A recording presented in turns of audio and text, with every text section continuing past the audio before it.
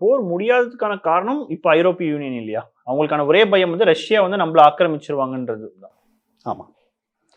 அப்படி இல்ல. யுக்ரைன் இப்போ நீங்க ஜெலன்ஸ்கி இடத்துல இருந்தீங்கன்னா, இந்த போர நிறுத்துறதுக்கு அவங்க என்ன சொல்றாங்கன்னா, உங்க உங்க வீட்ல 6 அறை இருக்கு. அதுல 2 அறைய நீங்க எனக்கு எழுதி குடுத்துடணும் அப்படின்றாங்க. அதுல 1 அறைய நீங்க பிடிச்சுட்டீங்க ஏற்கனவே. அங்க வந்து உங்க ஆட்கள் இருக்காங்க.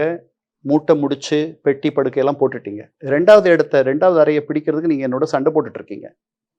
நான் ஏதோ தாக்கு பிடிச்சுட்டு இருக்கேன். இப்ப நான் உங்ககிட்ட சண்டை போடக்கூடாது.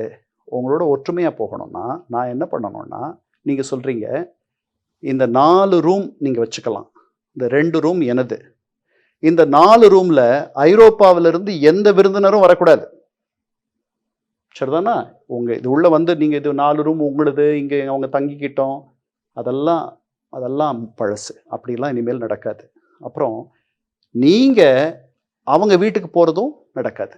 நேட்டோவுக்கு நீங்க போகணும்னு நினைச்சீங்கன்னா, இன்னையோட முடிவு கட்டிடுங்க. இதெல்லாம் என்னைக்கும் சாத்தியம் கிடையாது. இதுக்கெல்லாம் நீங்க ஒத்துக்கிட்டீங்கன்னா, நாங்க அந்த 2 ரூம் எடுத்துக்கிறோம். நீங்க இந்த 4 ரூம் வச்சுங்க. நாம எல்லாம் ஒரே வீட்ல வாழலாம். அதுதான் ஜெலன்ஸ்கி முன்னாடி இருக்கக்கூடிய ஒரு தீர்வு. அது வந்து மரணம் தான்.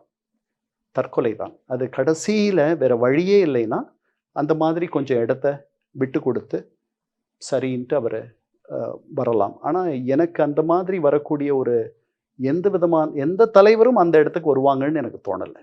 இப்ப இந்த நீங்க சொல்ல வச்சு பார்க்கும்போது, அப்ப இந்த போர் இன்னும் நீடிக்குமா சார் அப்போ? எனக்கு அப்படிதான் தோணுது.